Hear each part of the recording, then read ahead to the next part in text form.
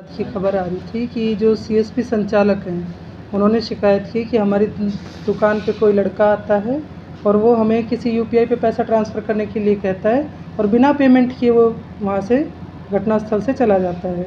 उसकी बाइक पे नंबर नहीं है, ब्लू शाइन बाइक है। तो हमने इसके लिए एक टीम का गठन किया, एसएसपी सर के निर्देशन पे हमने एक टीम का गठन किया जिसमें हमने वो क्षेत्र चिन्हित किए कि जहाँ पर ये घटनाएँ हो रही हैं।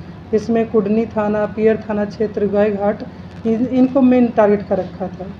तो इसमें उसका मोडस ऑपरेंडी ये रहता था कि किसी सीएसपी चालक के पास जाके एक दो दिन बात करता था, उनसे मित्रवत संबंध बनाकर उनसे फिर कहता था कि मैं तुम्हें पैसे दे देता हूँ, तुम इस पर इतना ट्रांसफ़र कर दो, 20,000, 50,000, 70,000 ऐसे ट्रांसफ़र करवाता था और बिना उसको नकद भुगतान किए वहाँ से बाइक से भाग जाता था। तो इसकी सूचना हमने पहले भी मीडिया के द्वारा समाचार पत्रों में छपवाई कि अगर इस तरह की सीएसपी संचालक या कोई जो छोटे मोबाइल की जो पेमेंट करने की सुविधा रखते हैं ऐसी दुकानों पर कोई शिकायत आती है तो वो इस चीज़ का ध्यान रखिए कि ब्लू शाइन बाइक से वो आदमी ट्रैवल कर रहा है।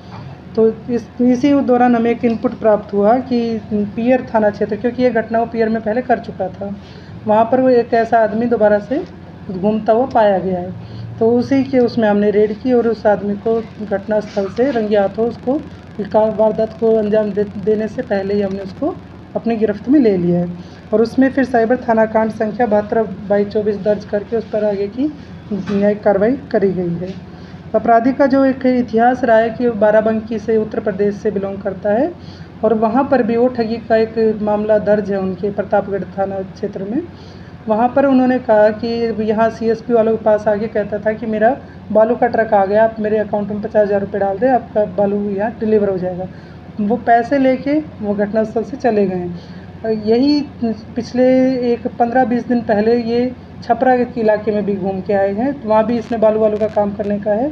तो अन्य क्षेत्रों में, अन्य राज्यों में भी इसके ऊपर शिकायत की संभावना भी है।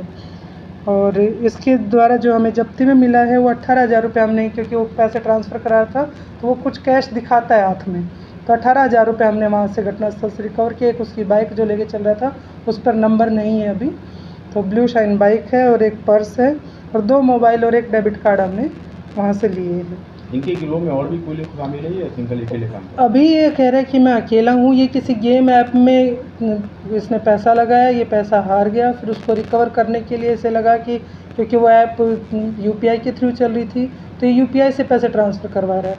लेकिन ऐसी ही घटना अभी 3-4 दिन पहले कुडनी में एक खबर आई है, कुडनी वाले की सीसीटीवी फुटेज में 2 आदमी हैं, उसमें से ये नहीं है, तो एक इक्का दुक्का गिरोह हो सकता है, संभावना पूरी है। इसने आरा में भी काम किया है, आरा में भी ये घटना को अंजाम दे के आए हुए हैं, उसकी भी शिकायत हमें प्राप्त हुई है।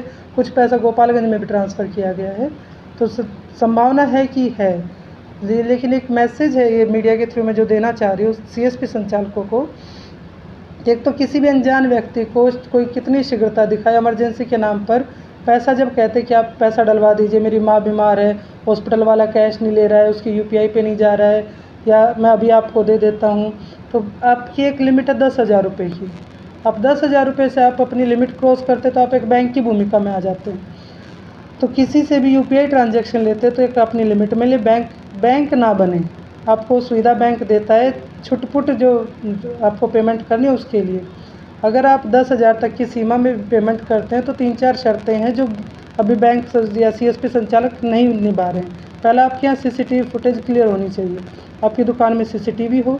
दूसरा, आप जो यूपीआई पेमेंट ले रहे हैं उस व्यक्ति का ओरिजिनल आधार कार्ड लेंगे, आप उसकी कॉपी लेंगे, जांच लेंगे ये वही व्यक्ति है जो सामने खड़ा है, और उसके साथ अगर उसके आधार के ऊपर ही उसके जिस व्हीकल से वो आया है अगर वो नंबर लिख देते हैं तो पुलिस को सुविधा रहती है और उसको भी ये यकीन आ जाता है कि मैं पकड़ा जाऊंगा, तो वो ऐसी घटनाएं को अंजाम देने से बचेगा।